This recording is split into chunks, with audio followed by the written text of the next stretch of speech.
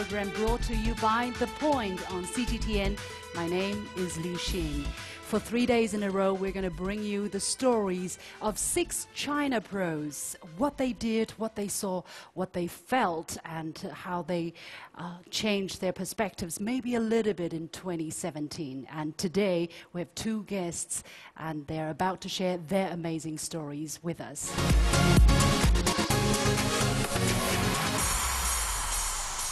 Ladies and gentlemen, let us welcome our first speaker. He comes from Nigeria, but he can sing Chinese revolutionary songs, folk songs, even traditional opera using local Chinese dialects. And he has been tasting the sweetness of stardom since he participated in a series of talent shows in China and have won great popularity. Ladies and gentlemen, let's give it up to Haodi from Nigeria.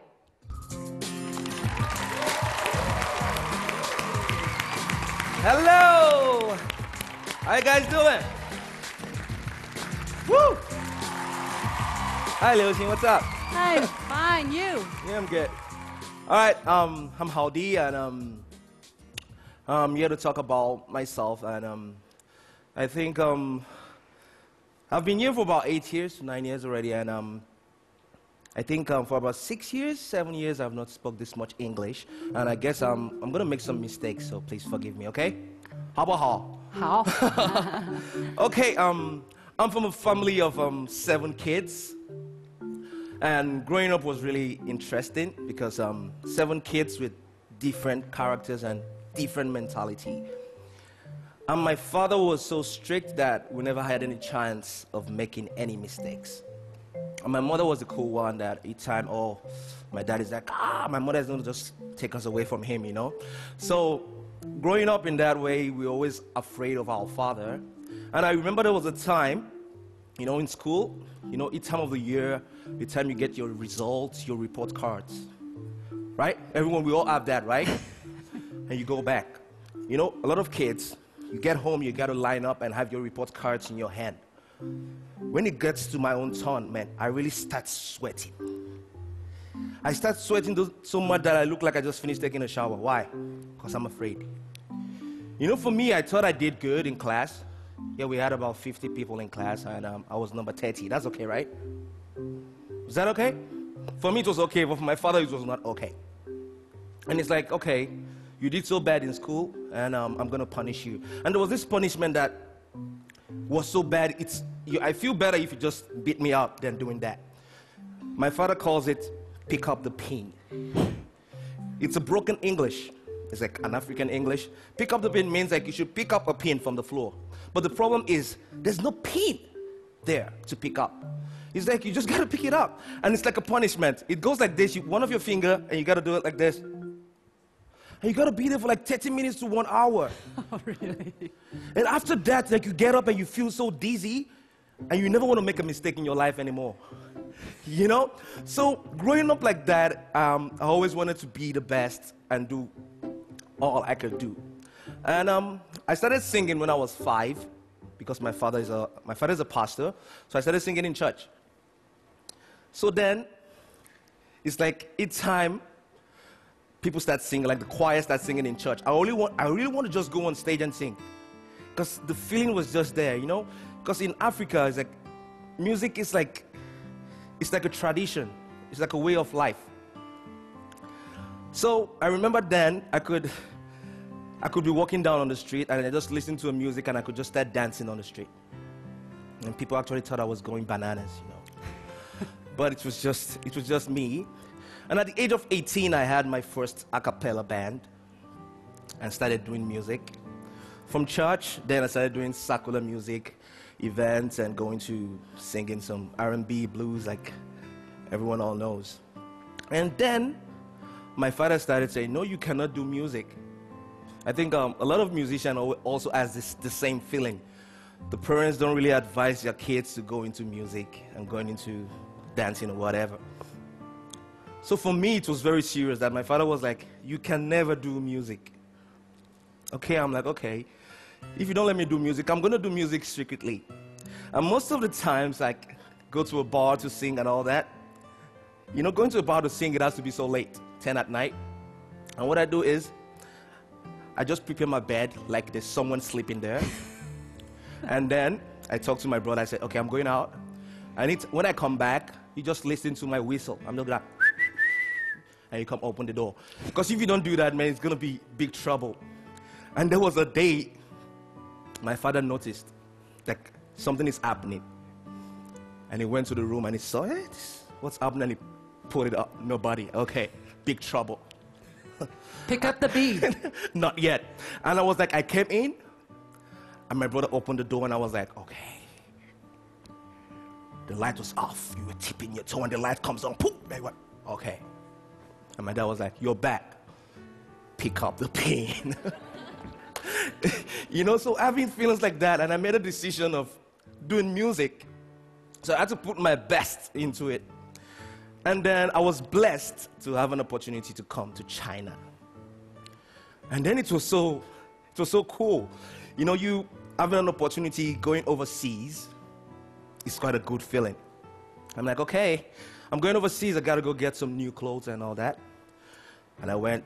I got myself. Then you had like the body hug, a short sleeve, and jeans pants. Okay, yeah, I'm going abroad. Yeah, cool. And I got to China. It was winter. Oh my God. Winter with a short sleeve. It was cold. And I felt like I was in a deep freezer. You know, like you put a fish in a freezer. I'm like, oh my God, what's this? And I got cold for like 2 weeks. And you know when you get cold and it goes into your ears and you get deaf, you know? I think for about 2 days or 3 days I could not hear. You know, it was like something was in my ears. So after that, 2 weeks, 3 weeks, and I'm like, okay, let's do it. Let's get somewhere to sing. So then I started singing in a bar, in a place that most foreigners always let go in, called Haodi. And then I got an opportunity to go on a TV competition, which is very famous in China, called the Avenue of Stars. And that was, I never knew about this competition, and I never knew how big it was. And then I got on this competition and I sang. And it was like, okay. I walk on the street and people just say my name. I'm like, okay, what's happening? Is that guy talking to me? So for me, it was like a dream. So I said, okay. Then the pressure started of studying Chinese. Because you feel like you're very far from the audience. When they say something to you, you don't even understand. Then the pressure came. I'm like, okay, I got to study Chinese. And then I was not financially okay. So I came up with the idea of studying Chinese myself. Getting a little book that has a Chinese pinyin and English. So that's how it goes. So I worked for like a year studying Chinese myself. And as of that time, because I was living in the office, each time I wake up in the morning with Chinese people around me talking blah, blah, blah, and you're like, what's happening? What are they talking about? And you know the feeling is like, yeah, I want to understand what they're talking about. In the morning, I listen to them talking. And at night, they take me out to drink. And imagine when you get drunk with the people saying what you don't understand. They laugh, you laugh. They cry, you cry. You know that feeling feels so bad. So it made me really fight so hard to speak Chinese. Within a year, I could communicate with Chinese people and talk better. So that was when the real feeling started. And then I could go and study the Chinese songs and the stories about the Chinese song.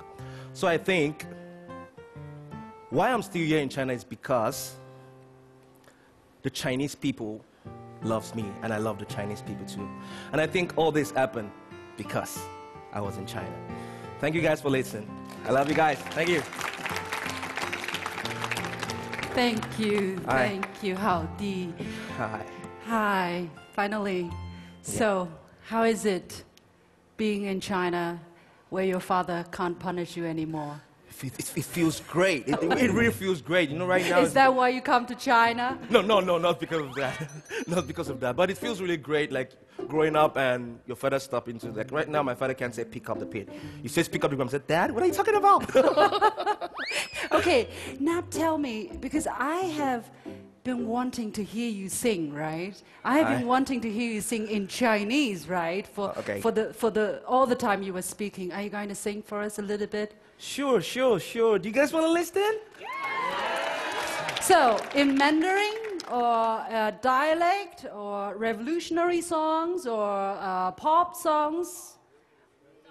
What is it? Whoever speaks the loudest gets to pick. Opera. From where? Peking opera? Can you do Peking opera? Haodi? Okay. Now is your golden opportunity. I think I could do that, but today I just put some like my singles. He's finding an excuse. No, I could do it, but I wanted to sing like a song of mine, like my singles. Like it's like about my story in China. Yeah, okay. I put a song together, my personal song. Yeah. A song that you wrote. Yeah. Okay. Shall we listen to that instead? Okay, ladies and gentlemen, Haodi. Okay, thank you. And this is my single. It's called 我爱中国，我爱这里. I love China. Thank you.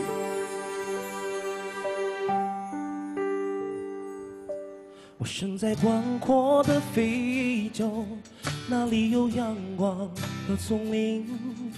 虽然流着不同的血液，就向往东方的美丽。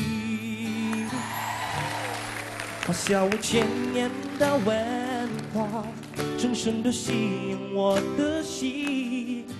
不管经历多少风和雨，都无法阻止我来到这里。OK， 我爱中国，我爱这里，我的梦就起航在这里，还有很多我爱的你，这地方让我万分幸运。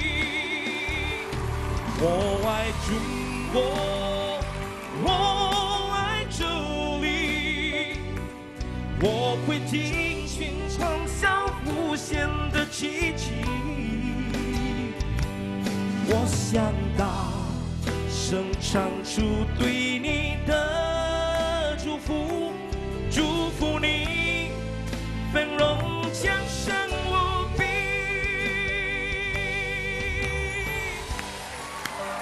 谢谢。Wow. Thank you. Haodi. Woo! Oh my goodness. I was just, so overwhelmed, almost tears in my eyes. Wow.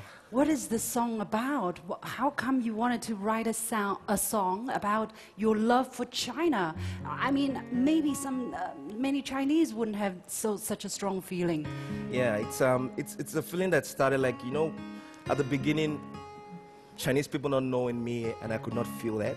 And it changed to people knowing me and loving me and loving to listen to my music. Really, that feeling is really, really different. So I put this song together because I felt like, okay, yes, I want to sing about China. Because I think my music life got up after I came to China. Why? I don't know. I think it's destiny. Destiny. Yeah, I think it's destiny. It's like most of my Chinese friends say, it's like, I think you were meant to be in China. 是缘分. 缘分, yeah. How do we translate the word 缘分? Yeah, I don't know how to say it. That's why I said it in Chinese, Yeah, so it's like destiny, right? You're meant to be here, and you're going to continue staying here for the next foreseeable future. For sure. I think China is just like my second home, right? Okay, all the very best to you. All right, you too. Thank you very much. Thank you guys for listening. Bye bye. Thank you, Haodi. Ciao. Bye bye.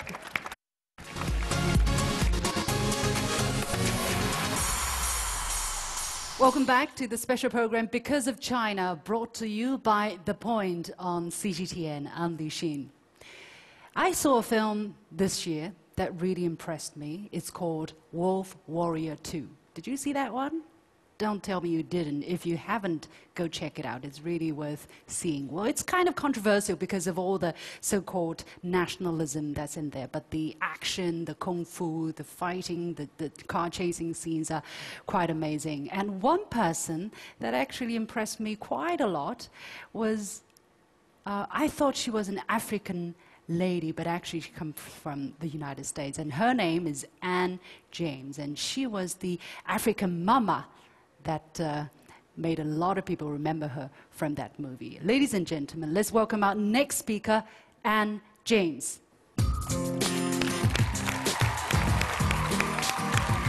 Hello! Hello! Hello! Nice to see you. Aren't you a gorgeous bunch? Well, here we are.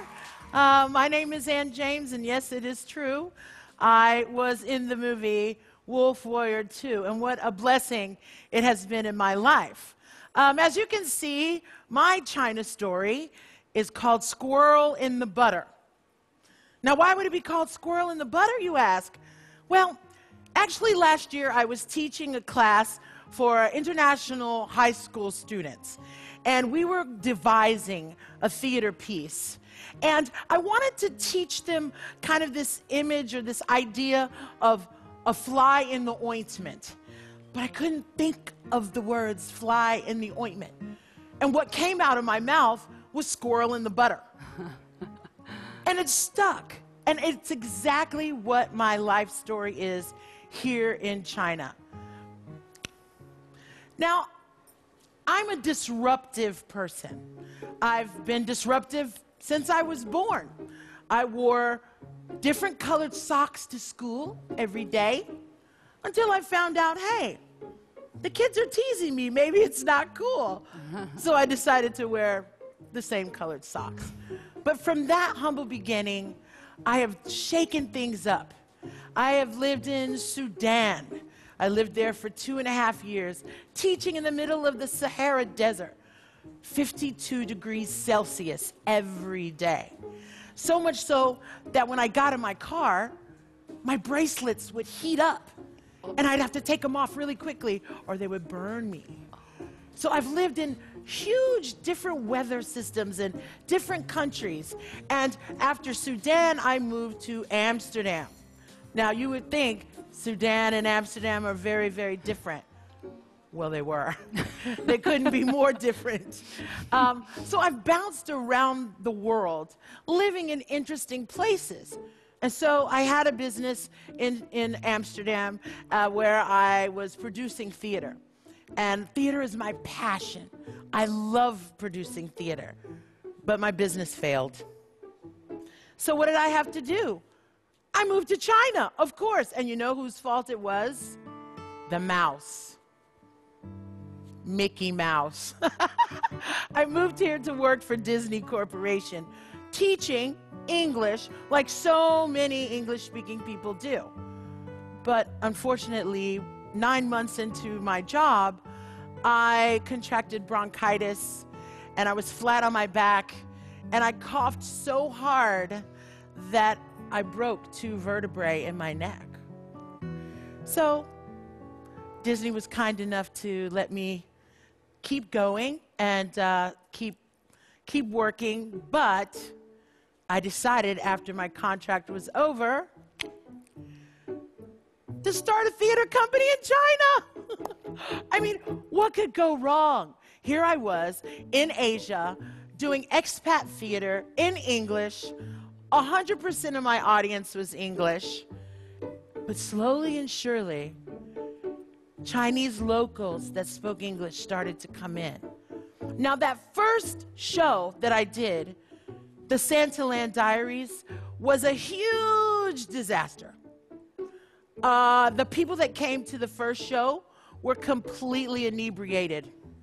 They tore up the Mansion Hotel, which I don't know if you're familiar with the Mansion Hotel, but it's a famous hotel on Shinaloo in Shanghai. They destroyed it. I didn't know what I was going to do. Was I going to be able to pay the bill? And then right after that, my business partner ran off with 14,000 RMB. Here I was in Shanghai with a brand new theater company. What was I supposed to do? So I decided to get serious. I decided to double down. I decided to be a squirrel in the butter and be disruptive. Did I quit and leave and go to another country with my tail between my legs? No. I established my theater company. I got a license with the government because I want to pay my taxes. I think it's our job to do our duty in the country where we live. So I started Dreamweaver Productions, and I shook things up. Now, we've done over 50 productions, and these are some that you can see here. We've done musicals, we've done concerts, we've done straight plays, all of them with Broadway accolades and awards. And I couldn't be happier to represent China and to represent Shanghai with the beautiful productions that we have put on here in China. Now, I'm just one humble person, larger than most and happy about it, but I've been highlighted in so much media that it's really shaken me to my core. Everything from local all the way to the BBC with my company and with some of my shenanigans of being the squirrel in the butter. But down at the bottom of the list, the Oscars? Me? How could that be? The movie that changed my life. There it is. Wolf Warrior 2. What the what? I'm in a movie? In China? Now, this is how it happened. I was at a bar in Shanghai with my friends. I got a phone call from an agent asking me, hey, do you want to be in a movie? Now, I haven't acted for years. I'm a producer. I'm a director. I'm a valuable part of society. I hire actors.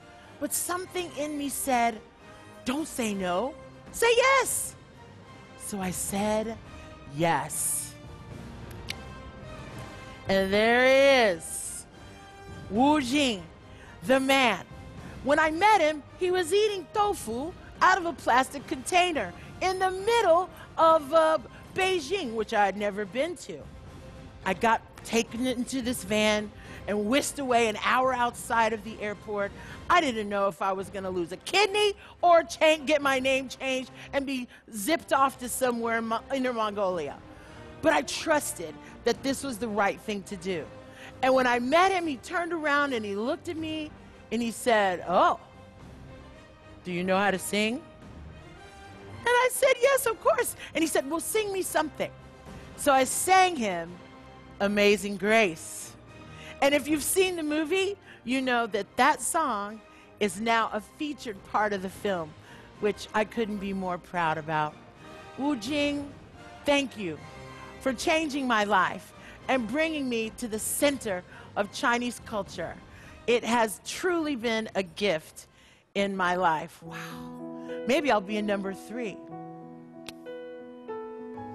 So, I'm not one to give motivational speeches, but I will say that these are the things that have kept me a squirrel in the butter. I live my passion every day. I say yes more than I say no. I never give up. That's really important. I trust my instincts and my intuition. Always speak my truth. I celebrate the good things, like this show. It's a good thing in life and a celebration of a whole year of wonderful stories that you've heard and been a witness to. And finally, I'm not afraid to fail. Did I fail this time? No. No? Okay. Shoo! Thank you so much. Thank you very much, Anne. Hi. Absolutely, you didn't fail. How so are you? beautiful. Thank you, You're thank you. It welcome. was captivating, right? I lost where I was. I just, being led into your world, into your story. So that was really amazing, this film. I mean, I saw it. I don't have time for movies, but I made time for that movie. And I was really, I was having fun. I was thinking as well. And we discussed it, right? A lot of people were discussing. How was it like for you to be in that movie, to make that movie? Did you associate with the feelings that Wu Jing wanted to create as a consequence of this movie? I had no idea the movie would be as big as it is.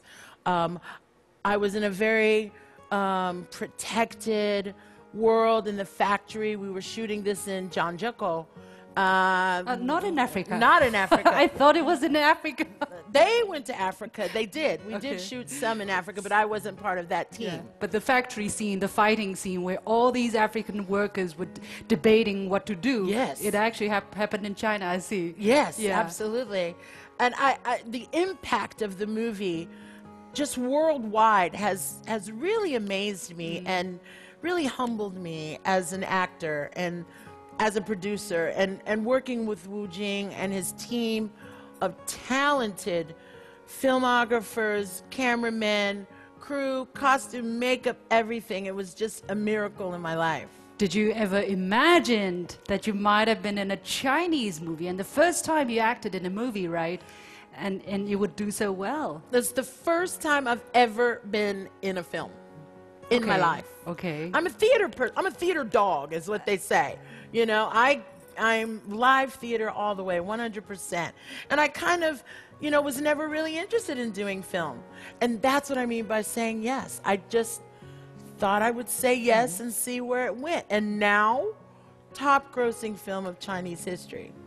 Yeah. Unbelievable. The number one. Number one. Number one, absolutely. Number one. So how is that going to change your life? Do you know? I get And- so much more love than I gotten before. People want to shake my hand, they want to hug me, they want to take my picture. I'm on Taobao. What do you sell? What do you I'm not even selling anything. It's Rachel, the girl who, Selena Jade. It's her boots that Okay. they're selling, but I'm in the picture. And how about Thank you, Alibaba. Yeah. How is business? How has business been? Business I think been the good? shoes are selling The well. shoes are selling well. Absolutely, that's funny. Wow. So it's like surreal, right? It's such a dream. It's just my company's called Dreamweaver, and it really is a China dream. I could have never thought For you. living in Amsterdam and even living in Sudan that my trajectory would have brought me here to you today. Yeah, this is destiny. Yeah, it is. What is next step? Where is the next step? Well, I don't want to say because I'm not in control. I mean, I'm really open to the possibilities, and I feel like I have a beautiful support of friendship and family that are encouraging me 100%. So whatever China has for me, I'm here to stay, and we'll see what happens. But the feeling's good. Feeling is very good. Very good. Thank you very much, Anne. Thank you so much. Thank you. Thank you. Thank you, Anne. Bye, guys.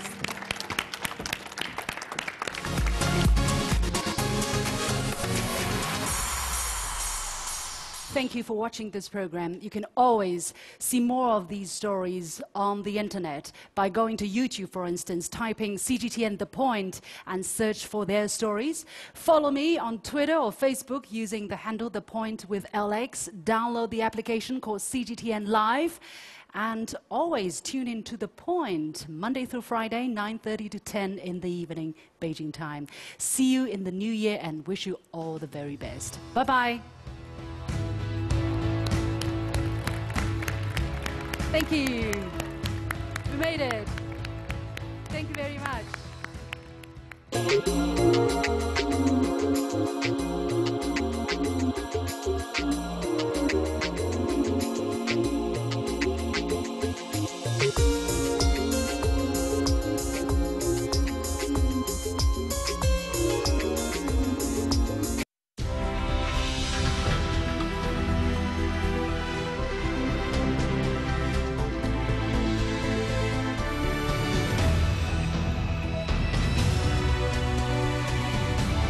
This is CG